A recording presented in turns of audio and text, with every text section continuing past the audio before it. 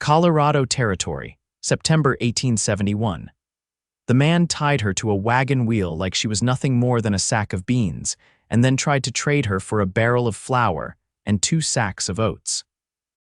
Sienna Langley stood barefoot in the dust, wrists raw from rope, her dress torn at the hem where it had caught on brush during the long ride out of Kansas.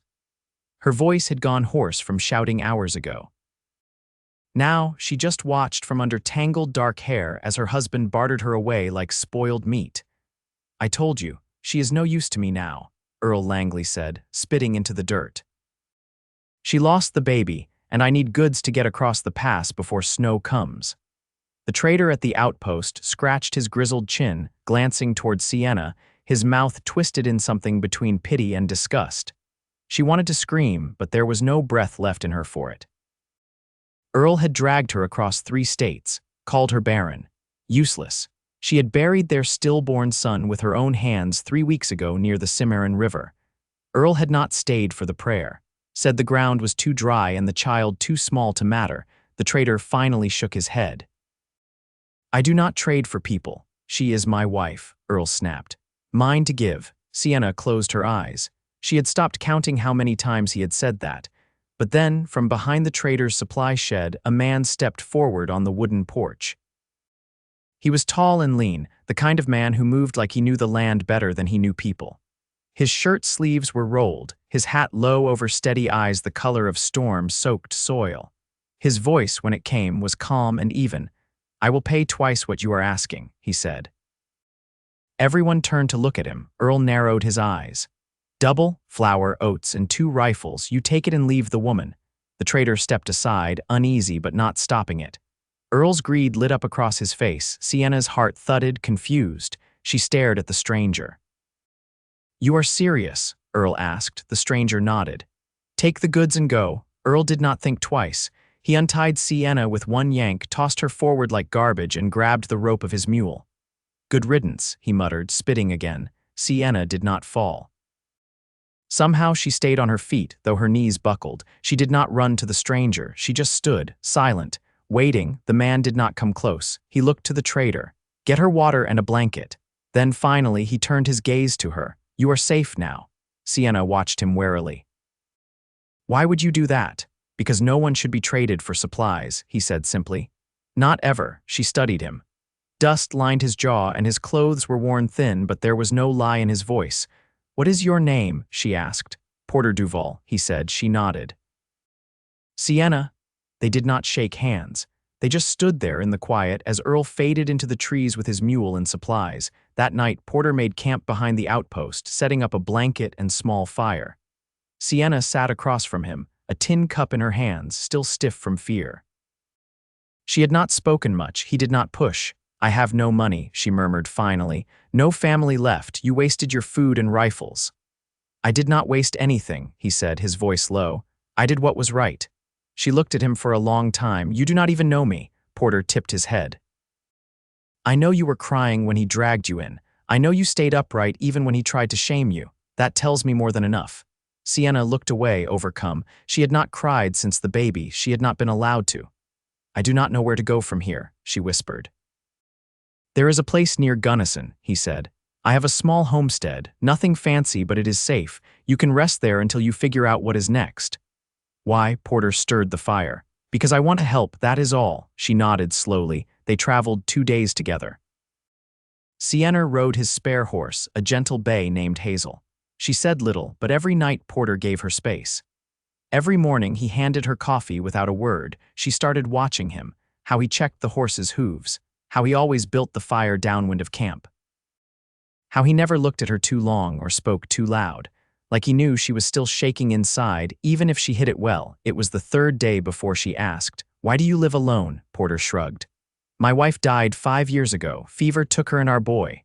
Sienna's breath caught. "I am sorry." He gave a small nod. "You do not need to be. It was a long time ago." Sienna wanted to ask more, but the wind picked up and the sky opened in a sudden mountain downpour. They ran for cover under a rocky overhang, laughing breathlessly as the rain soaked them both. And then something shifted. She looked at him, soaked through, hair plastered to his forehead, and for the first time in months her chest did not feel heavy. It felt alive. They reached his homestead the next morning. It was a cabin with a porch and a red roof, tucked into a grove of yellowing aspens. There was a corral, a shed, and a little stream running behind the house. Sienna stood on the porch steps, staring at the place. "It is not much," he said, brushing past with the saddlebags. "It is more than I have ever had," she whispered. He paused, then nodded once. "Then it is yours too." She slept in the spare room. He gave her clean clothes, soap, even a brush. She spent the first 2 days sleeping. The third day she helped chop wood. By the fifth, she was cooking breakfast while he mended fence posts. They did not speak of what she had been through. But sometimes, she would catch him watching her when she laughed, when she carried water, when she braided her hair. And something warm would move between them, quiet and steady. One night she woke from a bad dream, breath shaking. The baby's name had been Francis. She had not said it aloud in weeks. She padded out to the porch, bare feet silent on the boards. Porter was already sitting there, blanket over his shoulders, drinking coffee. "You all right?" he asked. She sat beside him. His name was Francis. Porter looked at her. "That is a strong name," Sienna nodded. "He was small, but he had my nose." He did not speak, just handed her the other cup, and in that moment her heart broke open and mended at once. She leaned her head on his shoulder. He let her, neither moved. The stars stretched wide above them, and for the first time in a long time, Sienna felt safe, not just with him, but beside him. She did not know what came next, but she knew one thing: she was not leaving. The first frost came early in the high basin. One morning, Sienna stepped onto the porch and found the water trough skimmed with ice, barn roof glazed in white. Porter had already gone out to check the fence lines, his tracks crisp in the frozen soil. She pulled her shawl tighter, scent of pine smoke drifting from the chimney behind her. The mountains were still in shadow, but the sky above the ridge wore a pale orange light. Inside, she laid kindling into the stove and struck the flint. The fire caught slow, lazy. She sat beside it with her hands wrapped around a bowl of leftover beans, eating in silence. Her body felt steadier now, stronger from work, from warmth, from being spoken to like she mattered.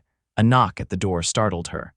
She opened it to find a young girl with a basket of eggs and a face too serious for someone her age.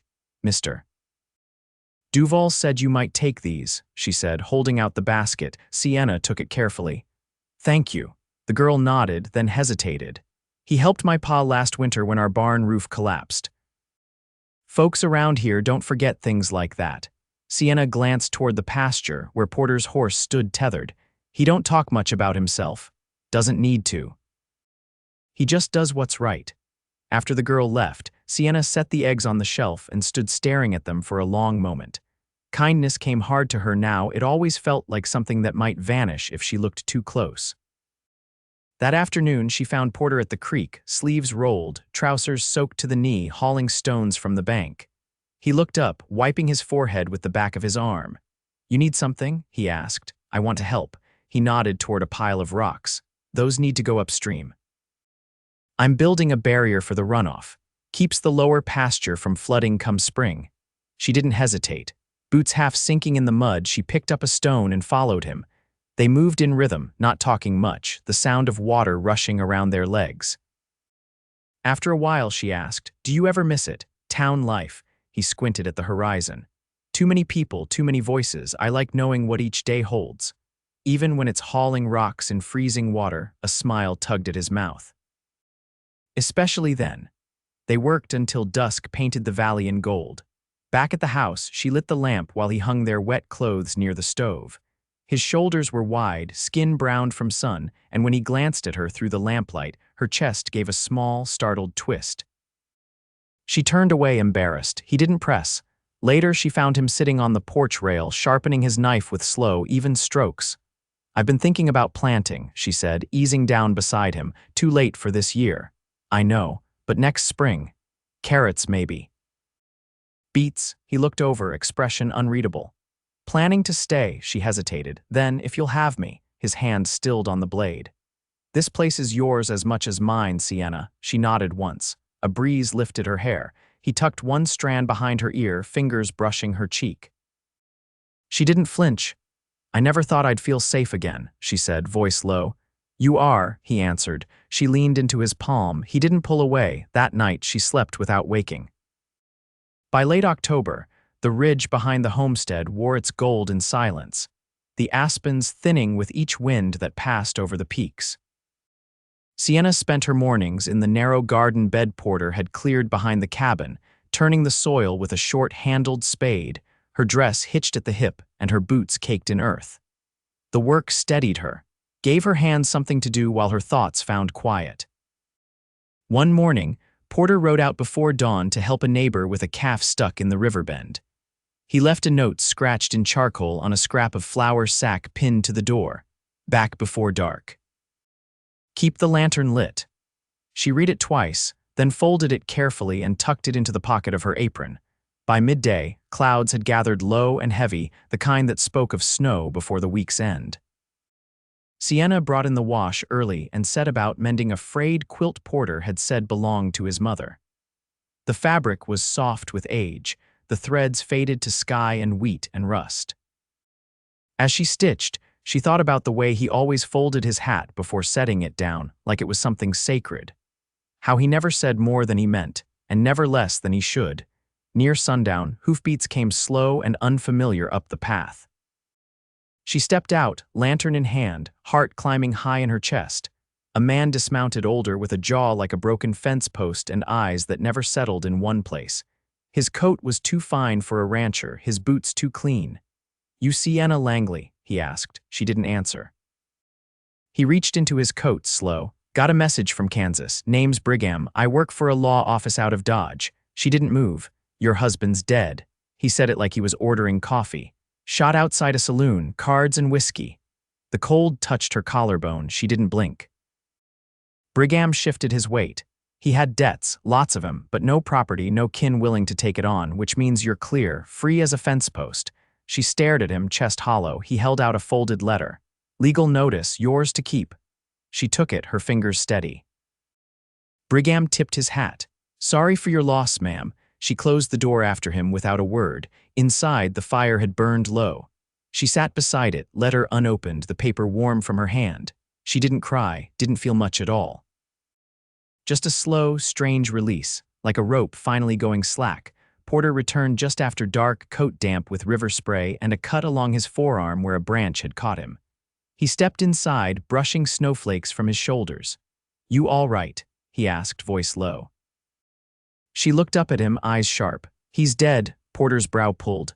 Who? Earl. She held up the letter, shot in Dodge, some card game. He watched her carefully, not moving. I thought I'd feel something, she said, but I don't. You don't have to, he said. She stood slowly, walked to him, and pressed her forehead to his chest. He didn't speak, just wrapped his arms around her, careful not to touch the place where the past still burned. After a long time, she whispered, I want to stay, not because I have nowhere else, not because it's safe. I want to stay because I want to be here, with you. Porter's hand lifted to her back, steady and warm. You already are, he said. She looked up at him. I don't know how to start again. We don't start again, he said. We start from here. Then he kissed her soft, certain, like the land after winter, when the first green shoots break the frost. The wind settled into the valley like a hush, soft against the eaves, carrying the weight of coming snow. Sienna sat on the porch rail with one leg tucked beneath her, watching the last of the daylight slip through the cottonwoods. The branches clicked softly overhead, bare now, save for a few stubborn leaves that refused to fall. Inside, Porter moved about quietly, the rhythm of preparing supper familiar but never careless. She could tell by the way he handled the skillet slow and sure that he was thinking. He always moved different when something sat heavy in his mind, she called out without turning. What's troubling you? He stepped into the doorway, drying his hands on a bit of flour sack. Old friend wired from Leadville. Wants help driving cattle down from the high pasture before the freeze closes off the pass. Her eyes traced the tree line. How far's the ride? 4 days out, maybe 5 back if the weather holds. She nodded slowly, thumb brushing the edge of the porch rail. You going? He leaned against the doorframe, arms crossed over his chest. I told him I'd think on it. Told him things are different now. She looked at him, the quiet between them stretching warm. You don't have to stay just because of me. I'm not staying out of duty, Sienna. Her voice caught low in her throat. I know. That's why it matters. He stepped down, the boards creaking under his boots, and stood facing her, close but not crowding. If I go, I'd be gone near 2 weeks. That's a long time with winter coming. She met his gaze. We've both weathered worse. He studied her face for a moment, then reached into his coat and pulled out a small, folded piece of canvas. I found this in the shed. Thought you might want to use it. She unfolded it carefully, an oilcloth bundle holding a few stubby drawing pencils, worn nearly to the nub, and a handful of thick paper, yellowed at the edges. I didn't know you had these, she said. They belonged to my boy. He only used them once or twice. Been sitting out there ever since. Her fingers trembled slightly as she held the bundle. I used to sketch, before. I figured you might want to again. You don't have to, but… He trailed off, voice roughening. You deserve something that's yours. Her throat went tight. She looked down at the paper, then back at him.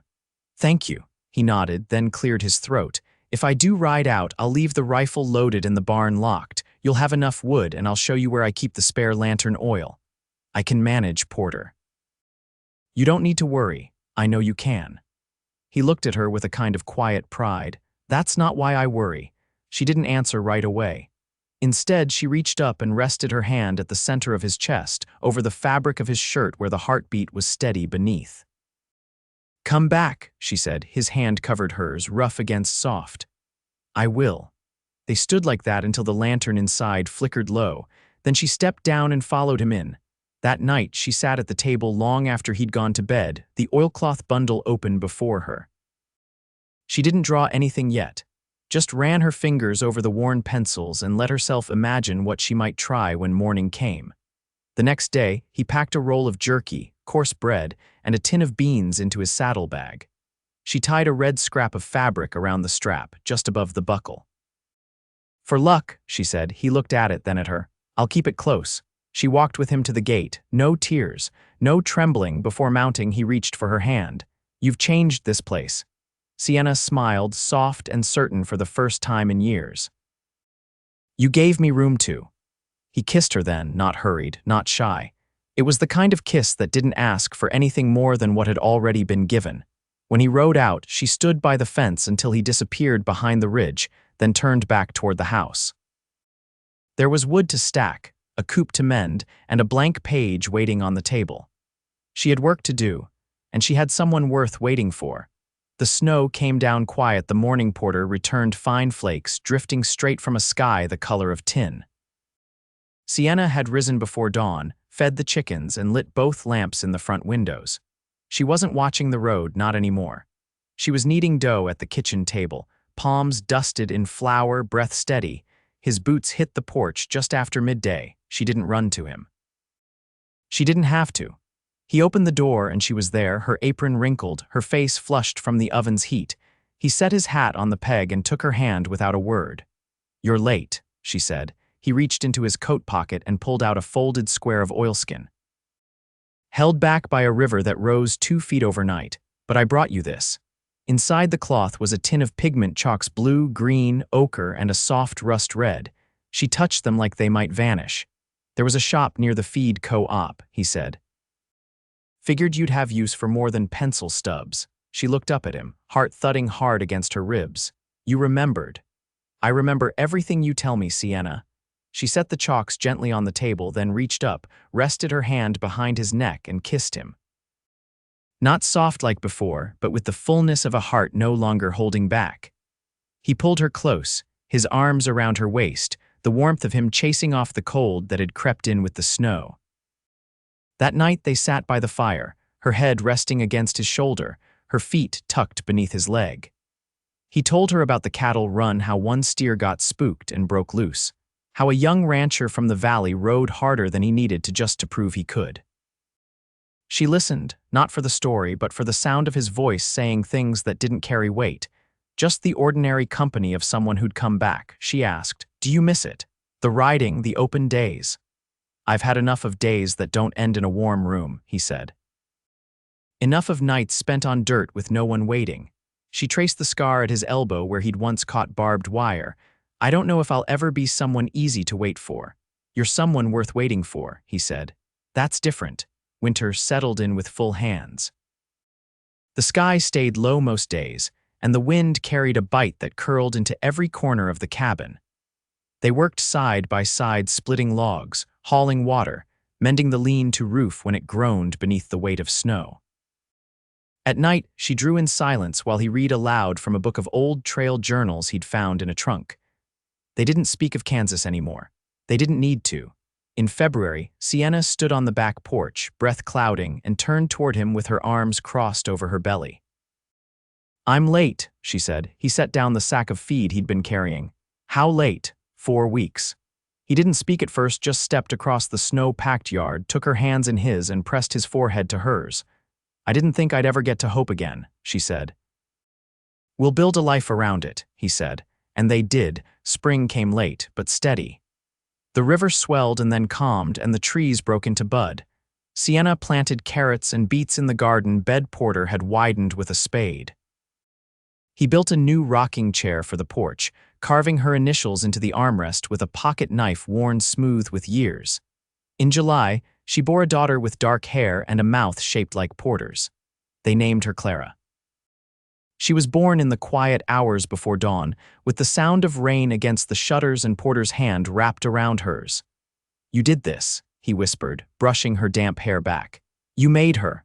Sienna turned her face to him, exhausted and radiant. "We made her."